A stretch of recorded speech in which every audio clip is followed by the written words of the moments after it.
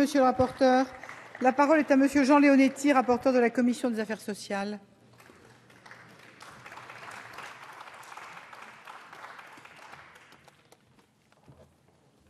Madame la présidente, madame la ministre, madame la présidente, monsieur le rapporteur. Le débat sur la fin de vie est un sujet très particulier, car il nous renvoie d'abord à notre propre mort, dans le plus intime d'entre nous, et interroge en même temps la société qui est la nôtre sur ses valeurs, celles qu'elle veut défendre, pour les conforter ou les remettre en cause. Nous ne pouvons chacun d'entre nous tirer aucune expérience de notre mort, et nous sommes marqués par la mort de l'autre, celui de l'être aimé que nous avons accompagné et qui nous manque aujourd'hui. Cette expérience structure notre pensée et quelquefois nous y enferme.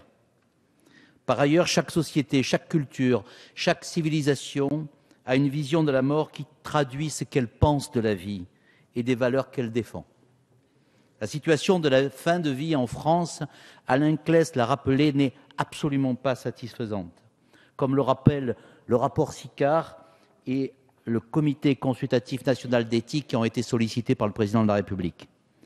Oui, on meurt mal dans notre pays, avec la parole du mourant non entendue et la souffrance mal soulagée. Peut-on faire une loi sur la bonne mort? Il n'y a pas de bonne ou de belle mort. La mort est un arrachement, le deuil est une souffrance. Aucune loi n'y pourra rien changer. Mais peut-on au moins empêcher, avec les moyens médicaux et les moyens humains qui sont à notre disposition dans notre vieille et belle démocratie, empêcher la souffrance en fin de vie?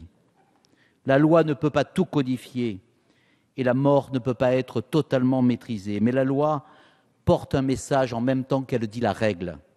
Elle est répressive et expressive, comme le dit Robert Badinter, et donc elle constitue un levier puissant pour les changements de comportement qui sont nécessaires dans ce pays.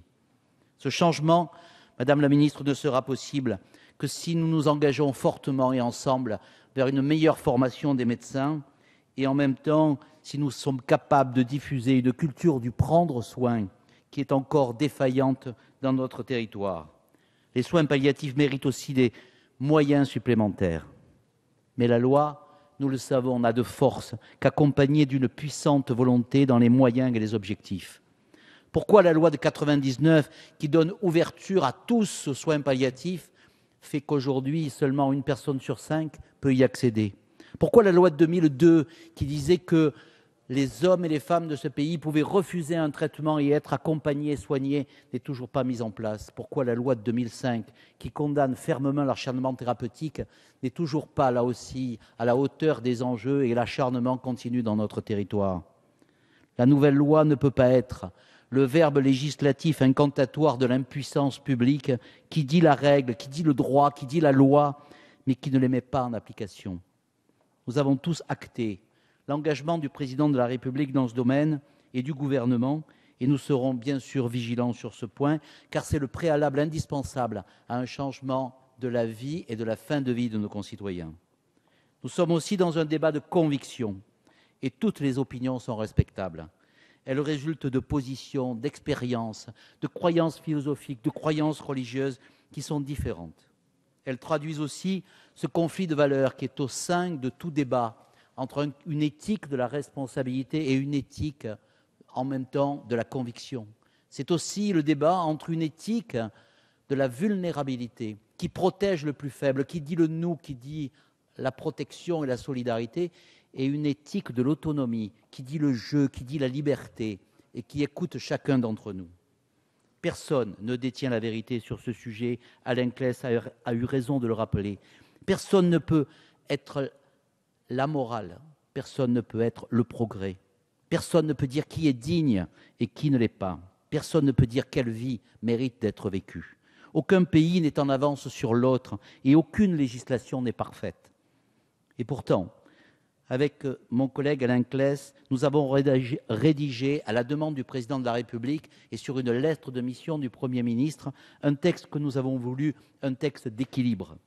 Je tiens d'ailleurs à dire ma reconnaissance aux nombreux parlementaires qui ont contribué, de la droite et du centre comme de la majorité, à élaborer et à favoriser un texte de consensus. je veux dire aussi avec conviction que ce texte n'est pas un compromis et qu'en même temps, c'est loin aussi d'être une compromission. Il respecte les convictions de chacun, il fait un pas ensemble dans une bonne direction. Ce texte met désormais le patient au centre des décisions. Il remplace le devoir du médecin antérieur par un droit des malades opposables. On doit avoir le droit, aujourd'hui, de ne pas souffrir avant de mourir. On doit avoir le droit de dormir pour ne pas souffrir avant de mourir. Et la parole de chacun doit être respectée. Ce texte répond à l'attente des Français et vise à supprimer les fins de vie douloureuses. Ce texte, je le sais et vous le savez, ne permet pas de donner la mort. Et il n'est pas la porte ouverte à l'euthanasie ou au suicide assisté. Vous savez que j'y suis personnellement opposé, mais je respecte ceux qui pensent que c'est une évolution de notre société, nécessaire. Je partage sur ce point l'avis de Robert Badinter, qui déclarait « Le droit à la vie est le premier des droits de tout être humain. C'est le fondement contemporain de l'abolition de la peine de mort, et je ne saurais en aucune manière me départir de ce principe. » Et poursuivant à propos de l'exception de l'euthanasie, l'ancien garde des Sceaux ajoutait « Je n'ai jamais été amateur de juridiction d'exception, encore moins quand il s'agit de principes fondamentaux. Nul ne peut retirer la vie à autrui dans une démocratie. » L'anthropologue Lévinas disait que le visage de l'autre est à la fois cette vulnérabilité qui permet le meurtre et en même temps l'empêche. Et il le disait de cette façon. Le visage de l'autre est par son évidence de vulnérabilité une injonction à ne pas tuer.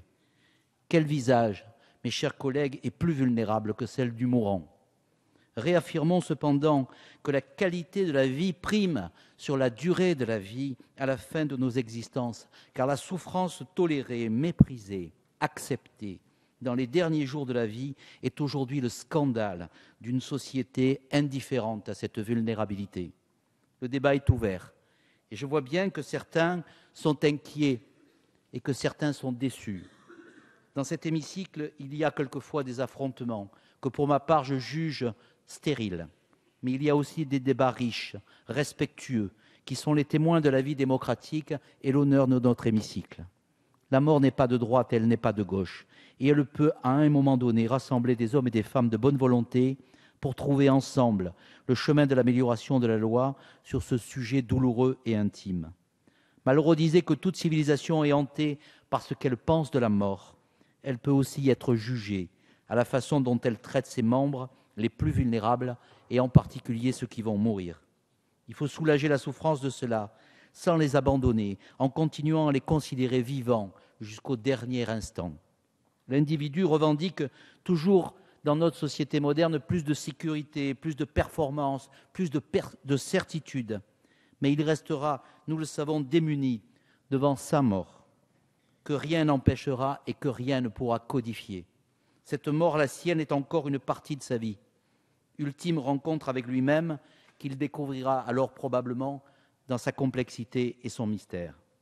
Mes chers collègues, Madame la Ministre, je veux croire que nous serons, au-delà de nos différences, une majorité de conviction à déclarer la souffrance interdite en fin de vie, et cet engagement, j'en suis sûr, fera aux yeux des Français honneur à notre Assemblée. Merci, monsieur le rapporteur.